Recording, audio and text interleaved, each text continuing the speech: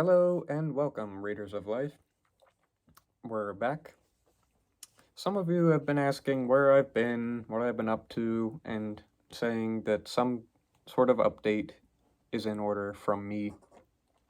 And, you know, all I can say is that life is inconstant, and each of us is undergoing continual change, and we each go through phases, and the phases of our life are distinct in that we uh, kind of adopt different shapes and attitudes and do different things, spend our time in different ways, and well, that's been me. I once was in such a position where I would devote myself to making these videos and thinking about what to say to you guys all of the time, and now I've kind of taken a little break from that, and I think it has been much needed, and that it's perhaps been a good thing for me uh, to do this so that when I return to making more videos, they will be better and more intriguing to you guys than if I were to just devote every single day of my life to just providing content for you guys, because I think the inevitable byproduct of me doing that would be that my material on here would become stale, and I don't want that. I have wanted to leave those of you who like to view my videos a bit hungry, if you will, so that when I make my returns, they will be more appreciated, both by me and by you guys. I do listen to my videos most of the time before I end up posting them, just to make sure that I like them. Sometimes it even takes several attempts for me to record a whole video, because I almost never do that editing thing where I just say something and then the next point I'll make a break in the video and then say another thing. It's usually just free riff, off the cuff. I'm speaking in front of my phone camera for the duration of the video without any cuts or editing. It's just an unedited whole. That's always been how I've done it, pretty much. And sometimes when I go to do this, they don't turn out well. Like just now, I tried to make this video, and about 15 minutes in, I had introduced the video, made a sort of introduction. I had begun to read what I have selected for us today, and I got choked up on how I approached reading and reflecting on this section, this book, Read and Reflect, as my channel is named. And so this time around, I think I have it figured out.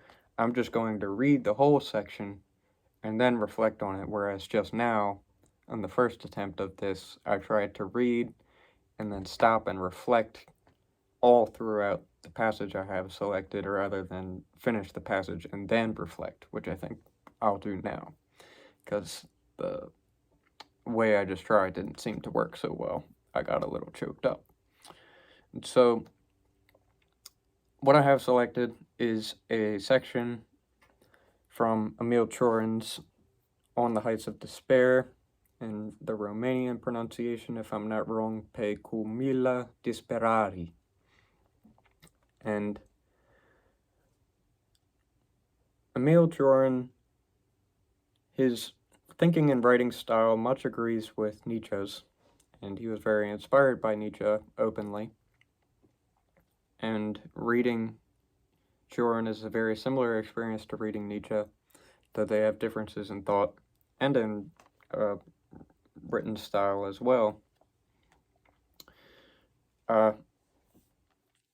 What's impressive about this book, On the Heights of Despair, is that it's Cioran's first published work, and if I'm not mistaken, he wrote it in his early 20s.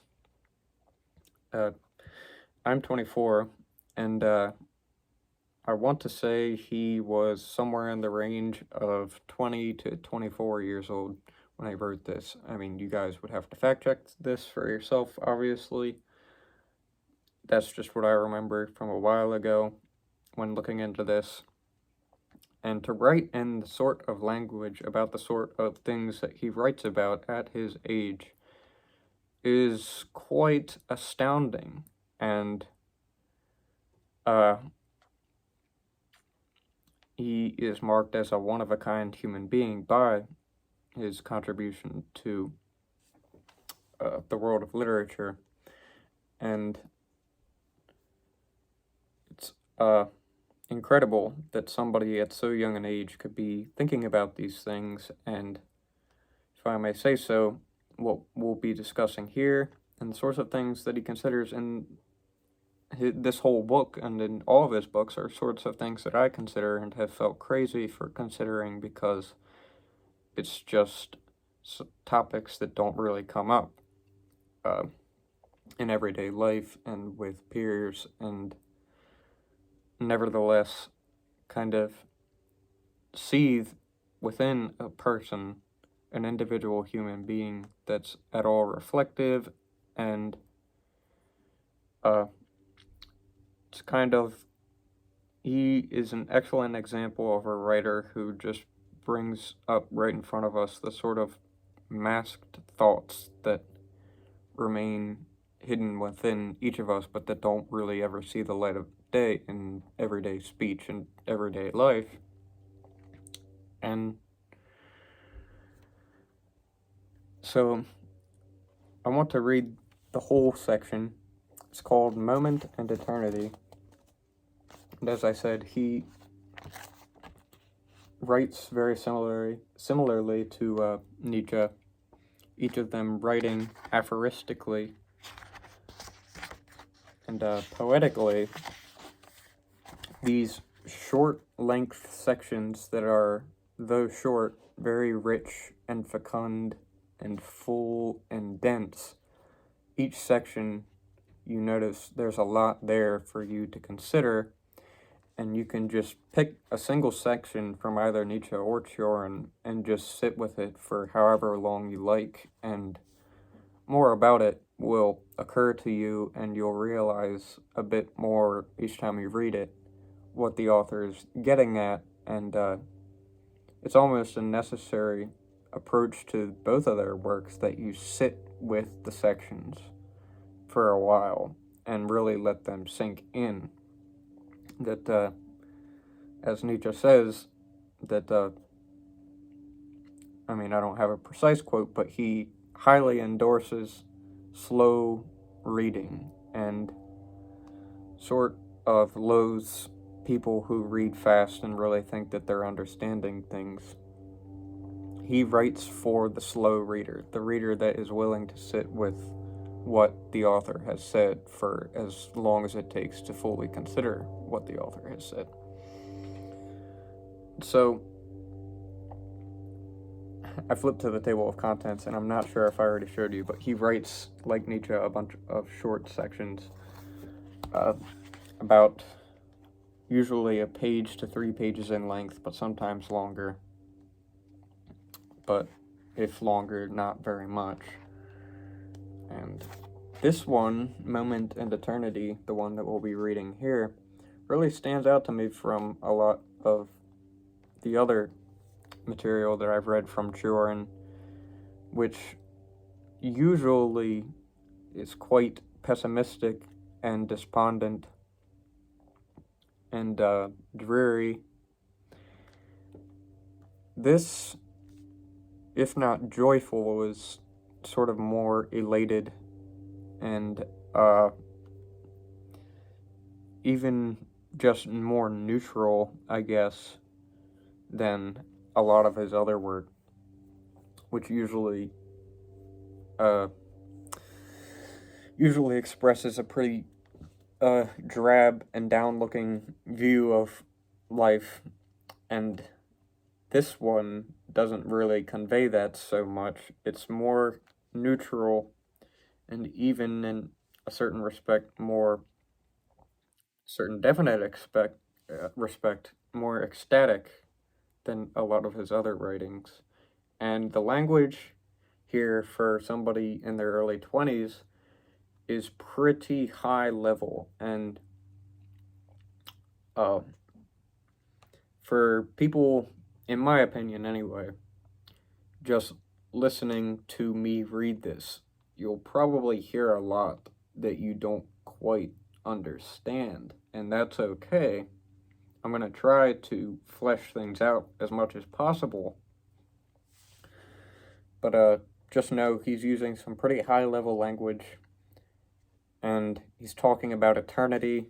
What is eternity?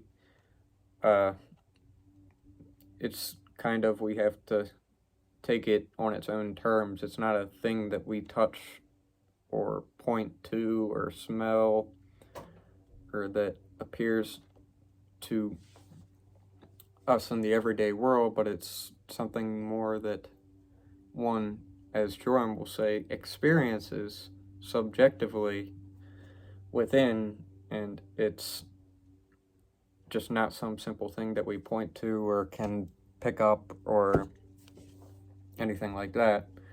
So talking about eternity, considering this high-level language, it's going to be a little bit tough to understand probably. Nevertheless, I hope you guys will try to sit with it and consider what Cioran says and then what I have to say to try to reflect upon it and flesh it out. So we're going to read the section, then I'll reflect. Hopefully that will go more smoothly than my first attempt, which kind of crashed down and died.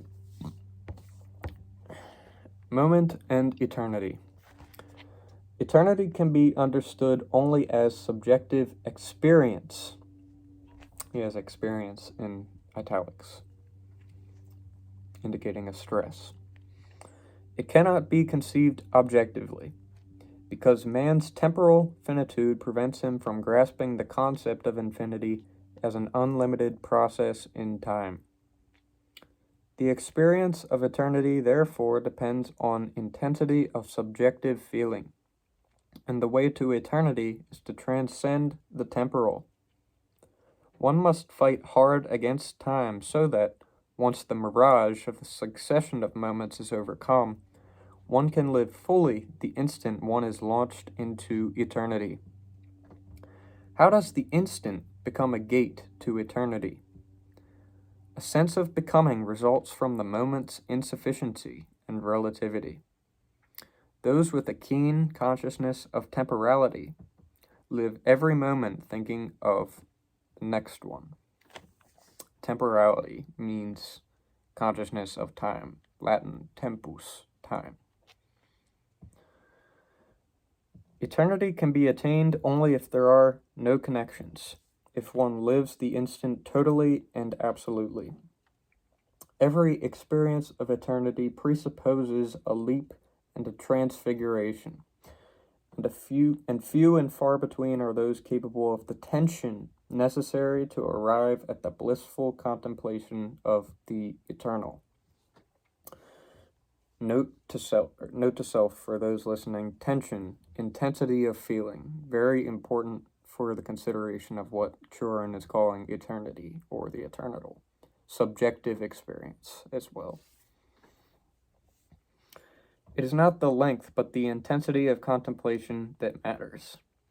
The return to normal will not impair the richness of this fertile experience. On the other hand, the frequency with which such contemplations occur matters greatly. Only through frequent repetition can one experience the intoxication of eternity, the delights of its luminous, extraterrestrial transcendence. Beautiful poetry right there. By isolating the moment from its successions, you confer upon it, subjectively, an absolute value. From the point of view of eternity, time with its long train of individual moments is, if not unreal, irrelevant.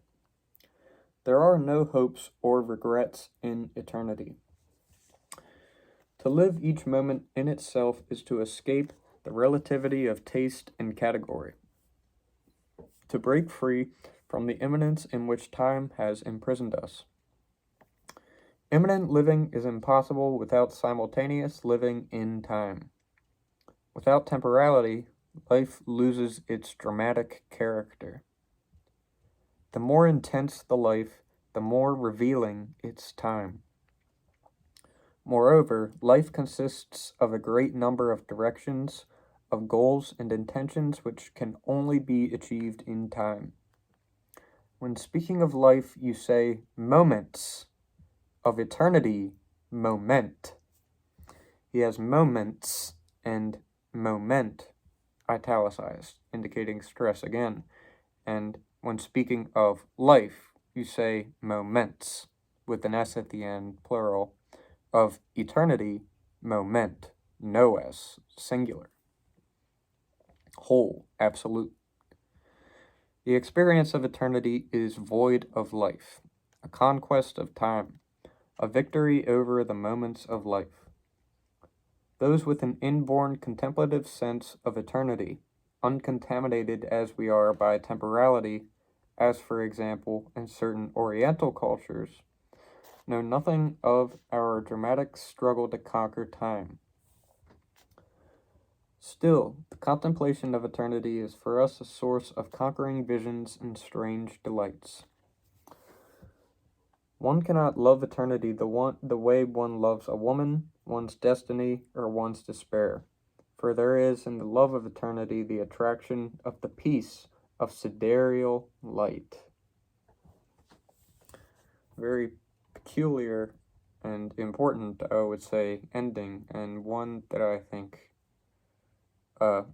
redounds to my claim before, in that he speaks of peace rather than, as the book is titled, despair, and he loves to talk about despair in most of his other writings, but here he ends on a note of peace, the peace of sidereal light in the eternal or eternity.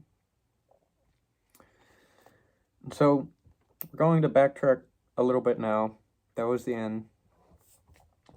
And right off the bat, he says eternity can be understood only as subjective experience in italics. And this is what I was saying before, that eternity is not something that can be pointed at or indicated by us in any way such that we can show it to others. It's just more something that we experience within and that can't quite be shared with anybody. And he speaks of a certain tension that is necessary for the contemplation of eternity, and that eternity has to do with some intensity of subjective feeling.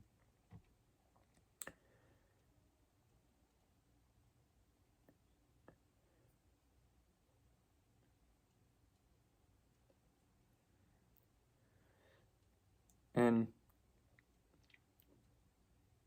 it requires, as he says, a leap, a transfiguration. That it's not just that you experience the eternal in how you naturally live everyday life, because how we live everyday life is in a temporal fashion, a fashion which is kept in time. But there is a way to, as he says, to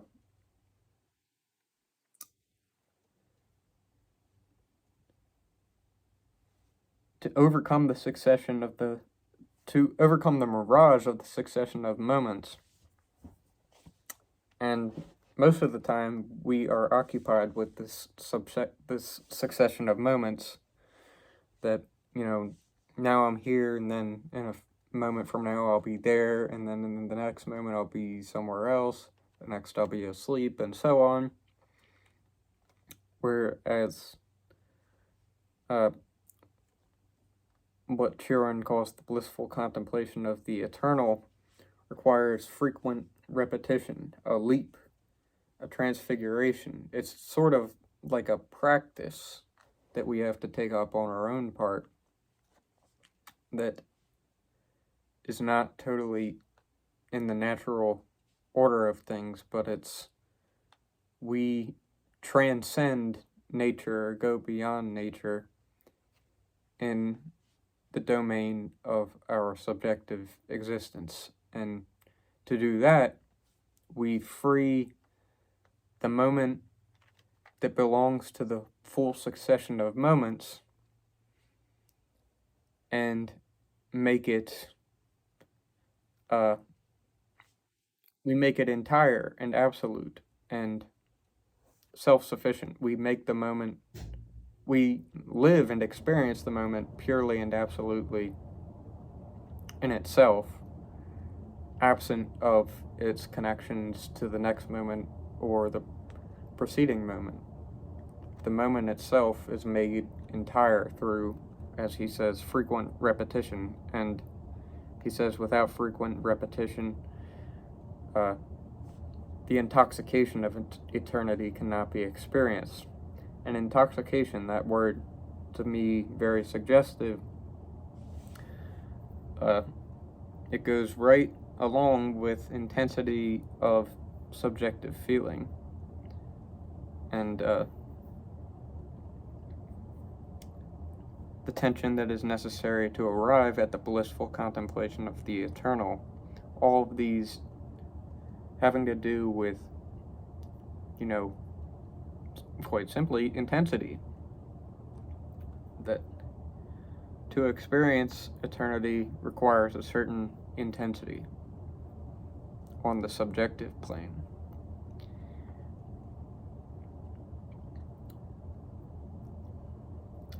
And there's an interesting thing that he does here, too, quite obvious to the reader of Nietzsche,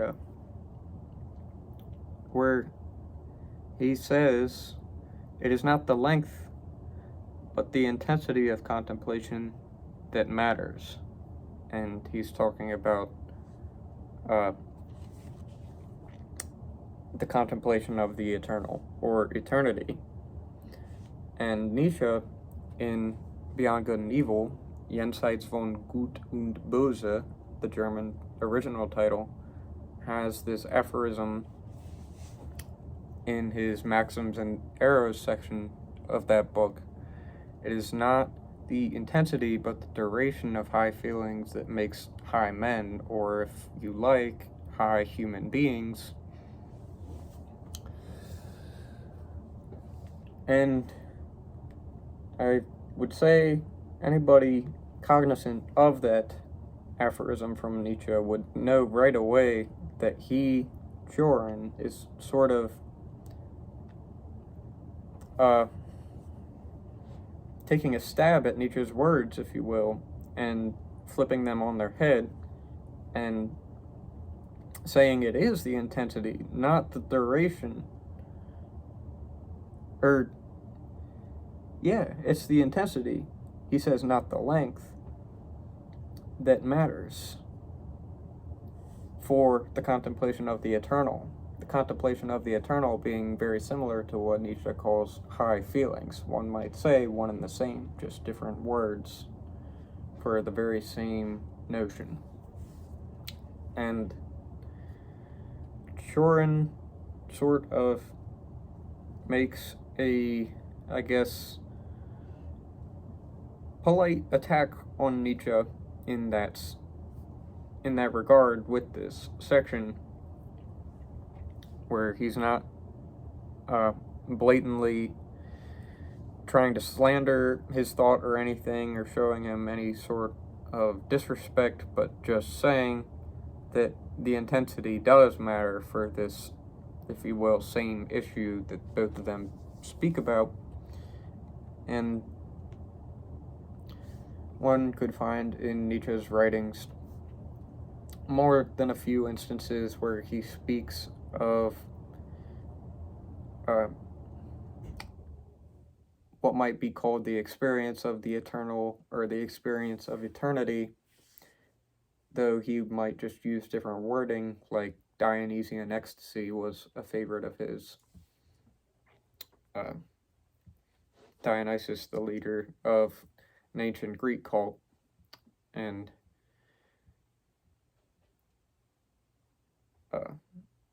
their occupation in this cult was ecstasy and transcendence of temporal existence. And Nietzsche was very much, as he said, a disciple of Dionysus, though he lived very much later than Dionysus and the ancient Greeks. And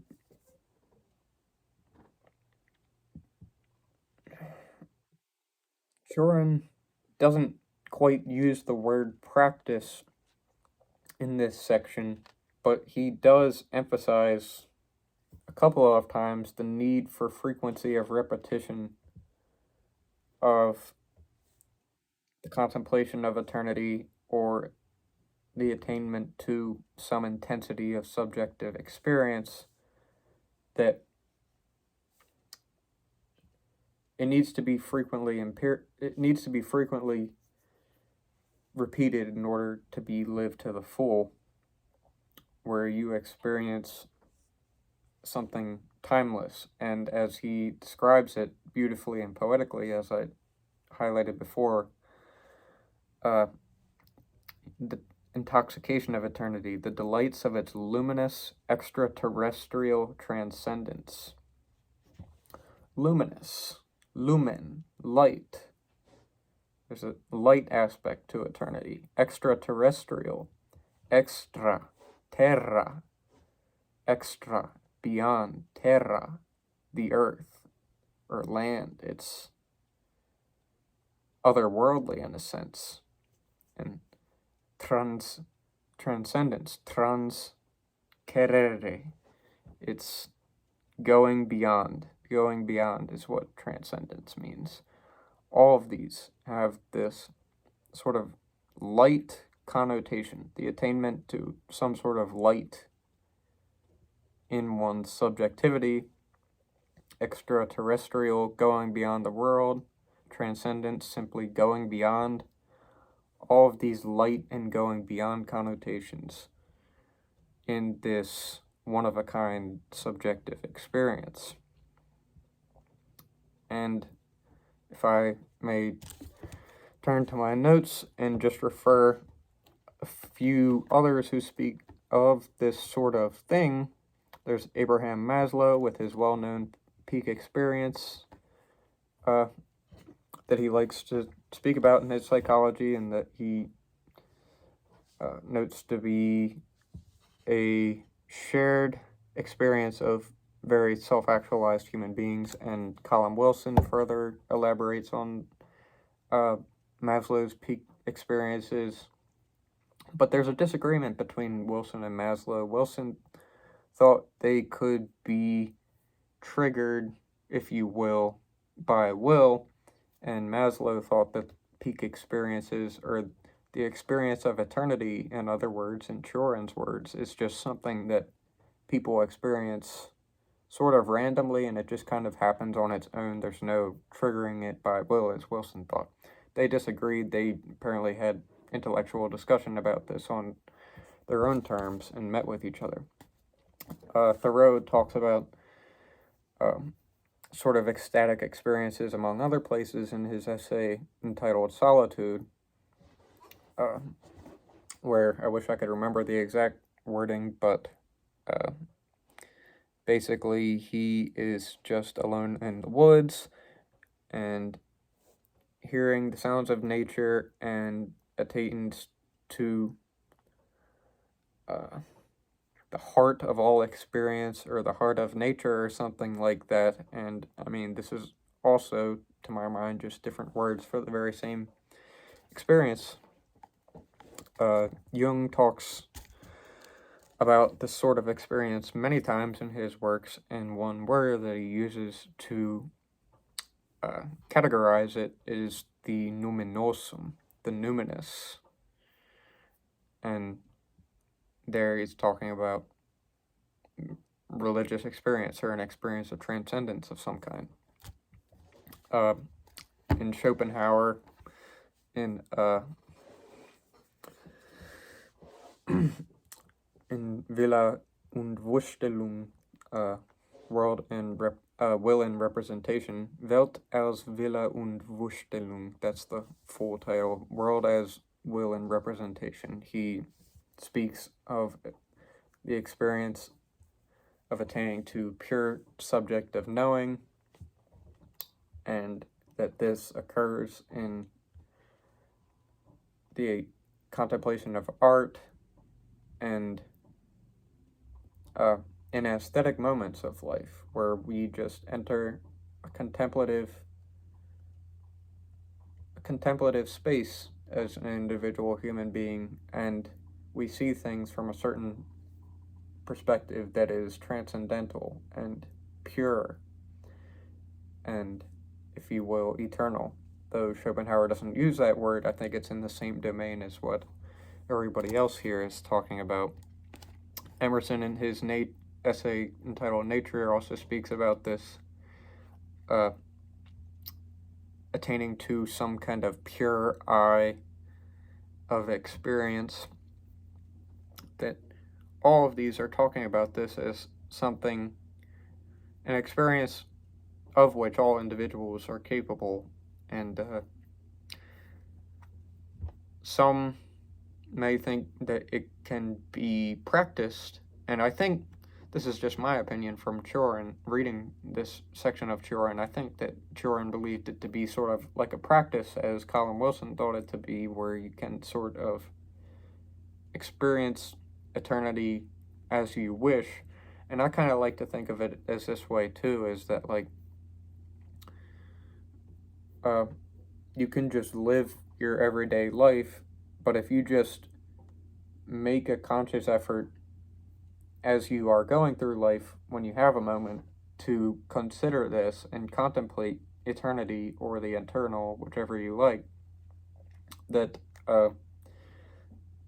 you are free to do so, but not everybody does, and it's kind of, to my mind, a secret practice that we're all capable of taking up, that you can just live an ordinary life, and that's fine. Like, there's nothing wrong with that. That's great, and we all really should do that, probably. And yet there's this freedom on our part to just stop a moment and, in Cioran's words, free the moment from the mirage of the succession of moments.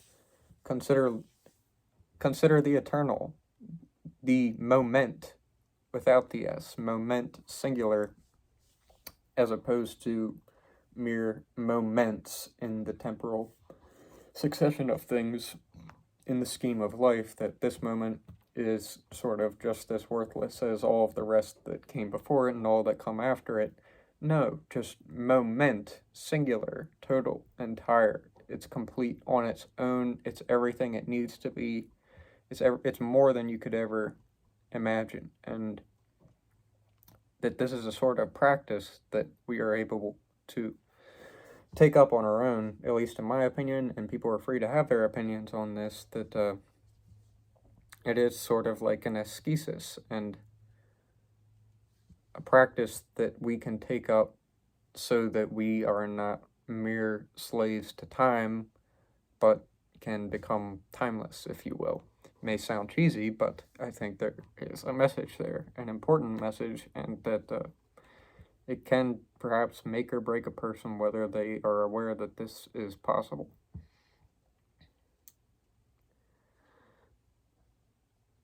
Another way to think of moment or eternity is the naked reality, and this section that I'm talking about here, moment and eternity, belongs to a sort of triad of sections in this book, all one right after the other.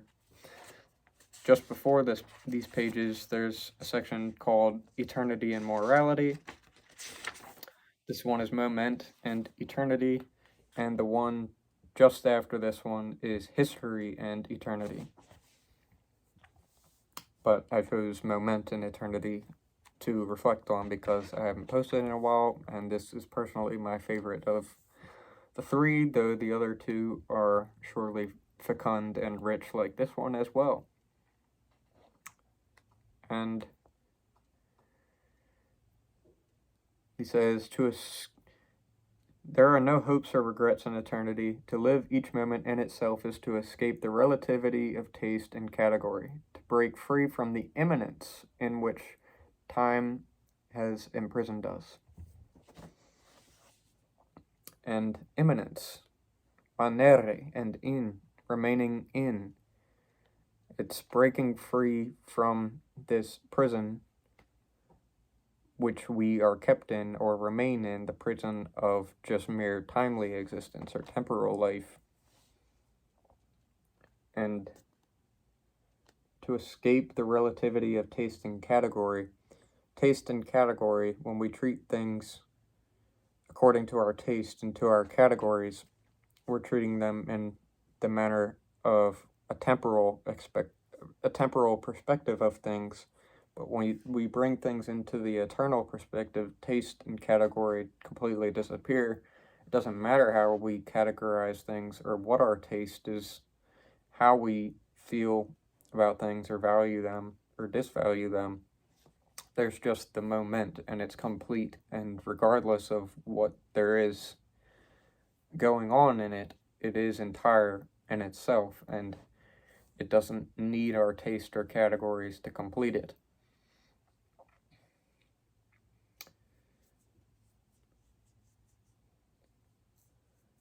Without temporality, life loses its dramatic character. By attaining to eternity, we transcend the drama of life, and we stand beyond it, or as Nietzsche says in Die Fröhliche Wissenschaft at the end of, if I'm not mistaken, I think the second book of The Gay Science, that in art, man transcends himself or goes beyond himself, which is a very similar motif to this. Man transcending himself, or man transcending the drama of life. It's the function of art and contemplation, to go beyond ourselves and to see life from beyond ourselves.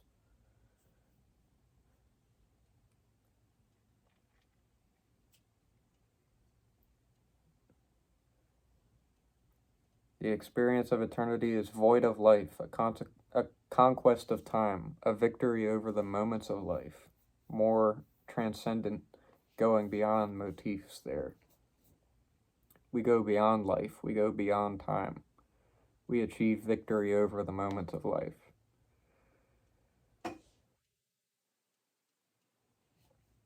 The contemplation of eternity is for us a source of conquering visions and strange delights.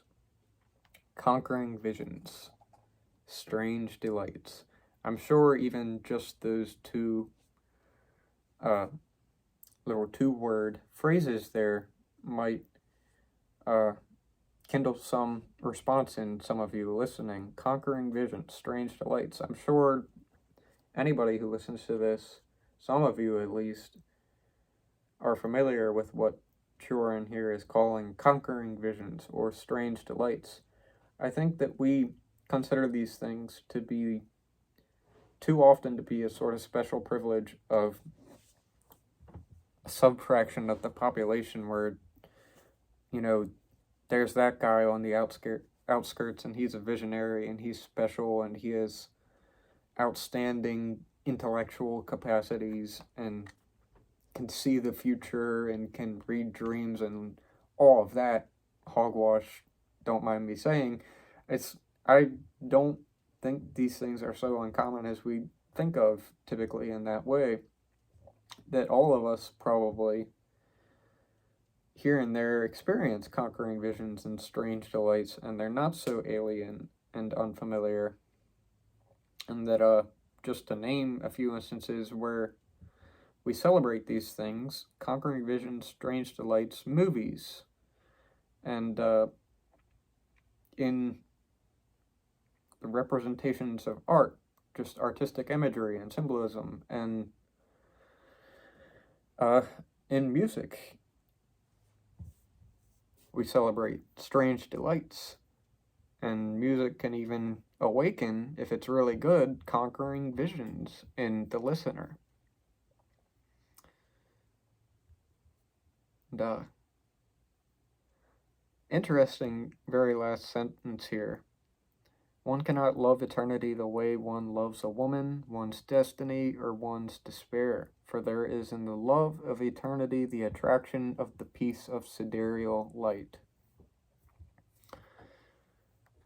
The piece of sidereal light. Sidus, star in Latin. A starly or star-like light. Light again, just like luminosity from earlier, lumen. That the subjective experience of eternity has a certain lightness or light aspect to it.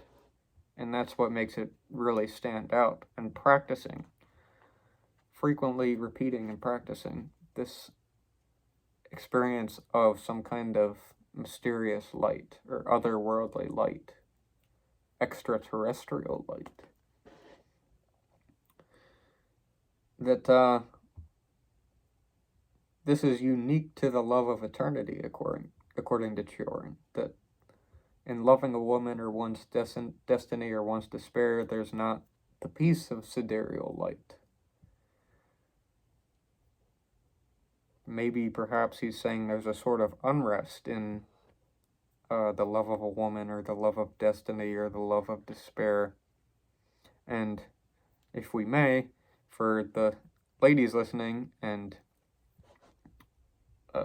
are heterosexual, maybe the love of a man, if you like. I mean, it's really hard, and I am somebody who writes, and I will just say myself, it's really hard to accommodate all of the genders in one's writing without it sort of compromising and corrupting the flow of it. So, I mean, he is probably at this time writing to, at this moment of the section anyway, writing to a heterosexual male audience, and it is probably, for the most part, heterosexual males that read him, but there are exceptions, obviously. It's really hard for a writer to accommodate people on these things, and you kind of, for the sake of the flow of your writing and to keep it smooth and pristine, you have to sort of be choosy about whether you're going to say man here or woman there. He chose woman here, and I think that we have to respect that. And the way one loves a woman, or one's destiny, or one's despair, there's not the attraction of the piece of sidereal light in these things. There's only that attraction in the love of eternity. What is eternity? It's not necessarily woman or destiny or despair. It's, if you will, to use a Latin term, something sui generis, or English speakers often say sui generis. And that means, in Latin, of its own kind, of its own category. Eternity is of its very own category, and it's something that really cannot be specified other than as subjective experience or intensity of subjective experience, some extraterrestrial luminous light in inner life, or life within the existing human being. And that's really the only way that we can respectively hone it down and categorize it. It's not a thing in the ordinary sense. It's of its own kind. And so I think I'll end it there. I think I did a decent job with this. I'm much happier with this than with my first attempt, which I cut short because it just was not going well very fast. This one, I feel like there was more of a flow to it. Let me know what you guys think. If you guys like Cioran, if you think his language is a little high-flown and hard to understand, or if you feel like you got some stuff. Maybe if you guys have video ideas. I am trying to return to old material I have read before, but also to read new stuff if you guys have book recommendations. Some of you have already recommended books to me, and I'm sorry. I still have yet to read them, but I am going to make my best effort to do so as soon as possible. if you guys are even still around, those of you listening probably raising your fists at me and saying, damn you should have gotten to my recommendation a year ago when I first recommended it. I'm not perfect. I sort of I can sort of be whimsical about where I go in my reading journey. I just kind of go read something based on whether it jumps out to me on this day or that, and different things jump out to me on different days. I'm going to try to get to everything you guys want me to. If you guys have recommendations, I will try to respect them as soon as possible. And for those of you who sat through, thanks for listening. Thank you.